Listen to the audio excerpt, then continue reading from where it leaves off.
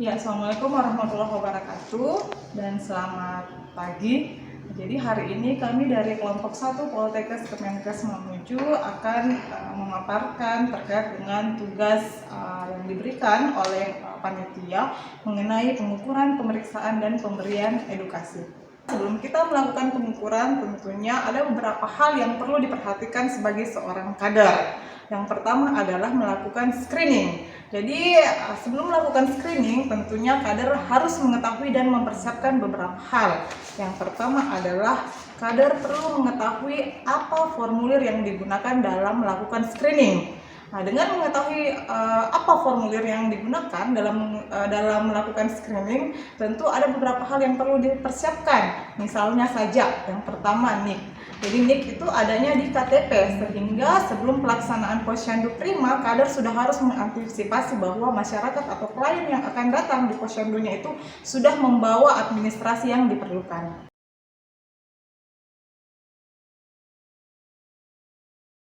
Assalamualaikum Pak. Waalaikumsalam. Gimana kabar Pak? Alhamdulillah. Siapa yang parkir Pak? Sama cucu.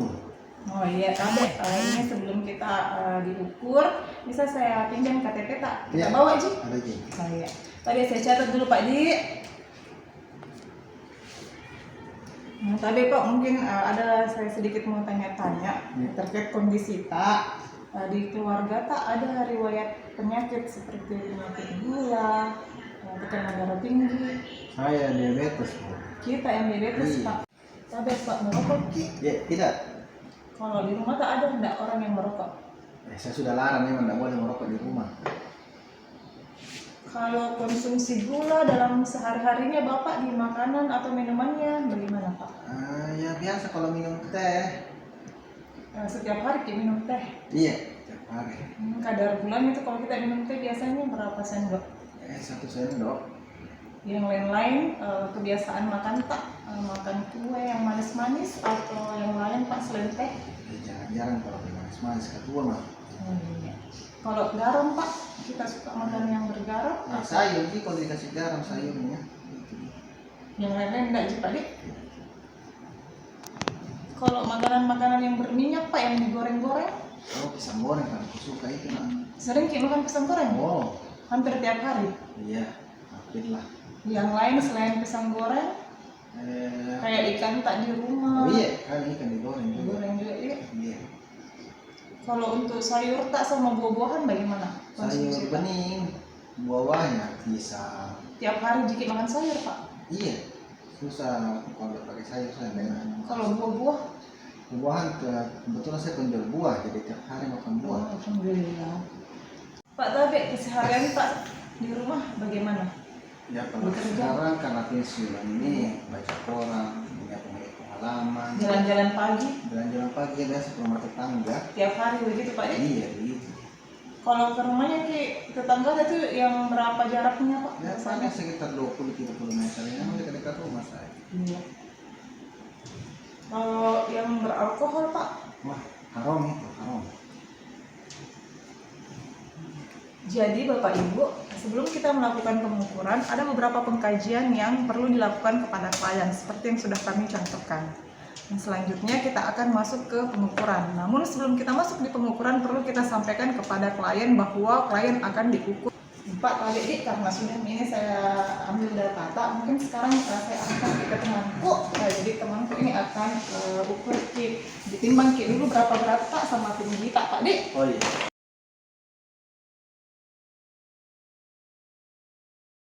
Kita akan melakukan pengukuran untuk melihat kondisi kesehatan Bapak. Jadi sekarang silakan naik. Sebelum Bapak naik, Bapak harus melepaskan sepatu. Tolong dilepaskan sepatunya. Setelah itu Bapak naik, menghadap ke depan, kemudian naik. Pandangan ke depan. Nama Bapak ke depannya. Jadi saya akan ukur.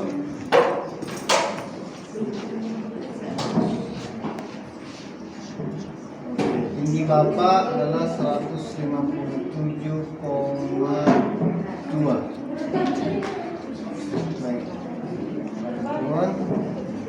Baik. Bapak sekarang saya akan timbang untuk melihat berapa berat badan Bapak ya. Silakan Pak. Tunggu dulu Pak, sebelum naik Bapak tolong dilepaskan dulu sepatu. handphone yang memiliki berat, dompet. Ya.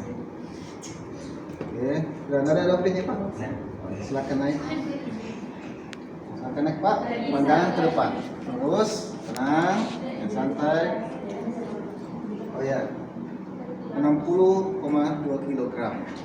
Ya, silakan Pak turun. Terima kasih Pak ya.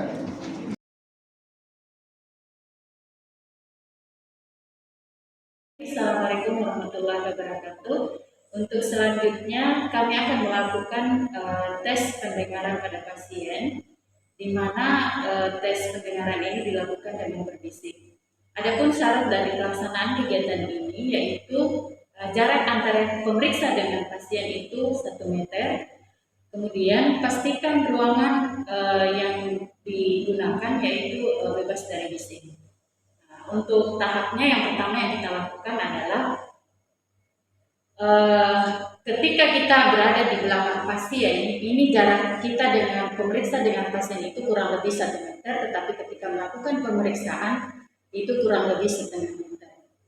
Nah, pada saat melakukan tes bisik ini, ketika ingin memeriksa pada pasien pada bagian telinga kanannya, berarti kita harus melakukan meletakkan tangan di tardusnya ini, di mana tardus ini merupakan menghasilkan bunyi. Jadi ketika kita menyebutkan huruf lunak ke pasien, kata-kata lunak, contoh susu, pintu, mata, kaki, muka, kaca, sapi, kursi, itu diulang-ulang. Mbak, tolong diulang ya kalau ibu bilang susu, didengar ya, maksudnya dijawab sesuai dengan apa yang saya sampaikan. Jadi ketika ibu menyampaikan sesuatu, tolong diucapkan ulang dengan keras ya. Ya, kita mulai, sering-sering mulai. Ya. Dalam metode ini, kita menggosokkan tangan di tardusnya ini karena tardus ini menghasilkan suara. Jadi, sembari digosokkan, posisi kepala daripada pemeriksa itu ke arah kiri ketika memeriksa telinga kanan. Saya mulai ya membisikkan sesuatu.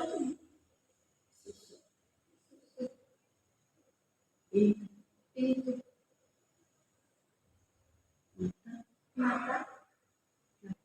Kaca, sapi, kursi, muka.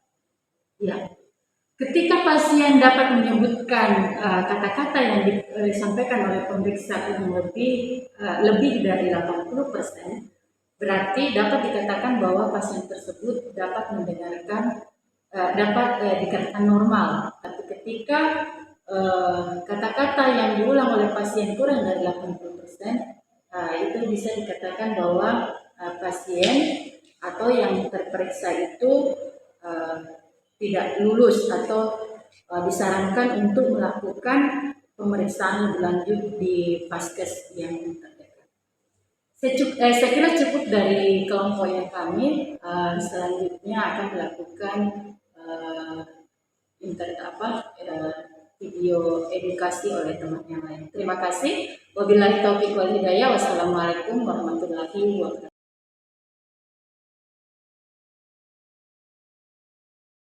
Ya, sesuai dengan hasil screeningnya Pak, Bapak dianjurkan untuk melakukan 10 pedoman gizi seimbang.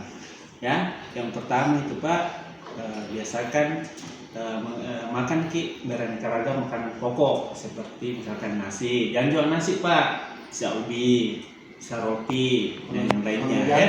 Ya bisa juga ya. Jadi jangan cuma satu aja Pak, beraneka ragam lebih bagus.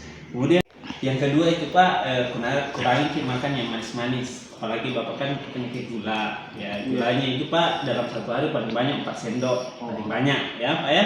Jadi kalau sudah minum misalkan minum kopi pagi-pagi 2 sendok, ya berikutnya ya sedikit-sedikit Pak diminum itu gulanya.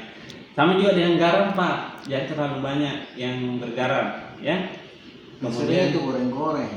Ya ini yang berlemak, ya goreng itu maksimal 5 sendok Pak, 5 sendok makan. Jadi kalau terlalu banyak Miki makan gorengan pagi, ya kalau malam-malam kurang Miki makan yang rebus-rebus.